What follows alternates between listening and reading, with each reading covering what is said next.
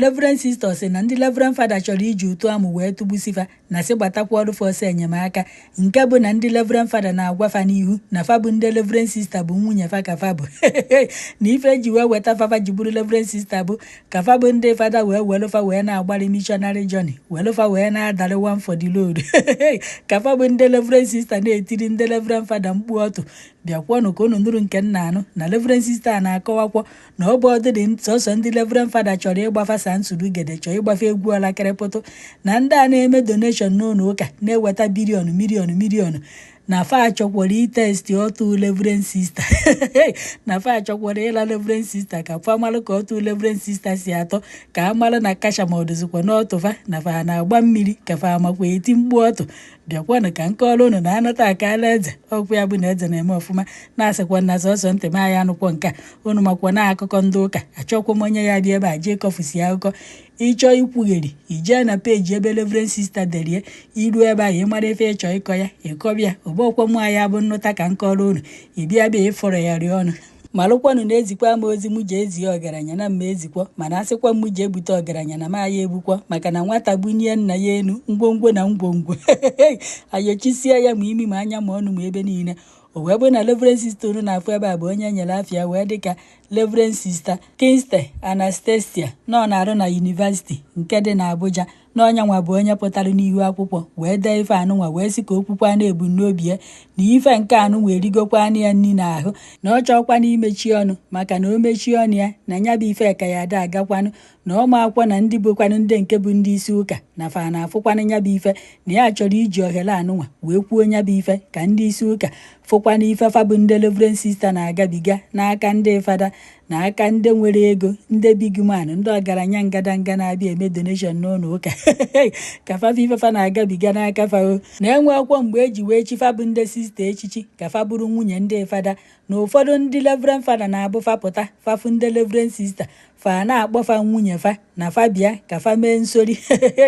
na fabia ka fa mee Lawandoski Reverend Sister wee sio na ohe ekwukwa ife anụnwa maka na ọkpọrọ ụka asị maọbụ maka na ọ fụghị ụka n'anya na ya afụkwa n'ụka n'anya wee rukwa n'echi niile kama na nke bụ eziokwu bụ na ọ chọọ ka ndị nọ n'isi nụkwa n'ife anụnwa mara ka a ya esi wee mie na fa bụ ndị Reverend Sister atagokwa n'afụfụ na ọ tụfa atago afụfụ na-amụ ndị Reverend Fada na ọ bụrụ na ndị ọzọ ahụ ekwu na ya nwa bụ Reverend Sister ya ekwu na ọ chọrọ ikwu n'eziokwu na ọ chọghị ife ya abụọ nọrụ arịrị obi a na-egbu ya nya bụ ife a na-agbawa ya obi na nke anụnwa na ọ chọrọ ikwu ya na ọnya nwa ka o ji wee dee nya bụ ife ka ọ marụ na ndị isi na fa ya agbanwekwa n'ọtụtụ ife gbasara nya bụ ife na ọ bụrụ na agbanwee ya na ọ ya akakwanụ mma mana ọ bụrụzikwanụ na agbanweghị ya kedu ife ya emezi ọ na ndị ọ na-ekpesara nya bụ ife o na feso na fa bụ ndị echichi so akwụ ndị Sister nya bụ ekwekerekwala nwaanyị nke a ga-eberugokwanụ na mgbanwu unu makwana nwaanyị a odokwo nke onye Hausa maka na ọ bụrụ onye ụsaidị anyị onye ekwekpokwu ọ na-edi ya na-eti ya anyị ka akwụna na-akwọ ya ekwekerekwa egwu ọlakịrịpụtụ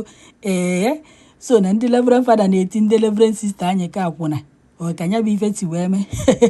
so na ndị Reverend Sister na-etikwu mkpu ọtụ fa na-alakwu ọtụ fa na-akwa ekwekerekwala nwaanyị onwekwa starị ndị anyị amana onye mmadụ ka ọtụfa nwa ya esi atọ nke a ndị na-eme donation n'ụlọ ụka chọkwuru iso wee jee dochara nya bụ ife gbalụ one for the Lord ka fama na Reverend Sister na ọ na-agba mmiri ka fama na Reverend Sister na kacha ma ọ ka dịkwa n'ọtụ ya na onwezikwa ife na-ana anọdụ ebe ahụ ka ọ makwa eti mgbu ọtụ mana kedu ka onye na-eme donation n'ụlọ ụka egwu atụ ya ọ chọchasị ya n'ife ọ ya eme ofu ọzọ nwaanyị n'iro ọ bụrụ Reverend Sister onye kala obi wee mee ife a onye abụkwa nna ndị ekwekerekwa ọkwa onye eze ka a ya etu anya agụ egwu adọzikwa ya n'anya ọ bagokwa afọ ime ọfụma ọbọdụ taa ka ọ labara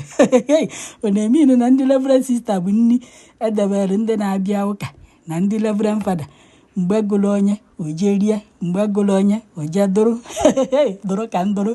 kama ihe anọkwa ebe ahụ na-etighị anyị ka akwụna free ọka ahụ mma n'ike akpa nabakwabe nne na nna iri inu adị ịmanụ ọdị ka ịnụ na-ekwekerekwa ka iji ịkwabe dị da na-esi n'ichiri Fada anyị nọrụ n'ile ebe a anyị na-ehunatara ụnụ na-asị ndị tere mmanụ n'isi ndị Sister na fa ha akwa ekwekerekwa ọ na-abụ na otu na-egherugo ya ka ọ gịnị ife nke a afọ okwu onye akọtara na onye akọtara sị na ya makwa ife ya akọ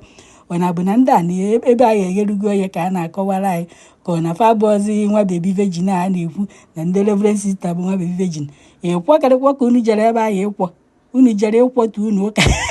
Chineke na-emekwara m ebere maka na amakwa ka mmadụ ya esi wee sibe nne ya si na o jebe n'ụlọ ụka ka o je bụrụ onye etere mmanụ o rukwazie ebe ahụ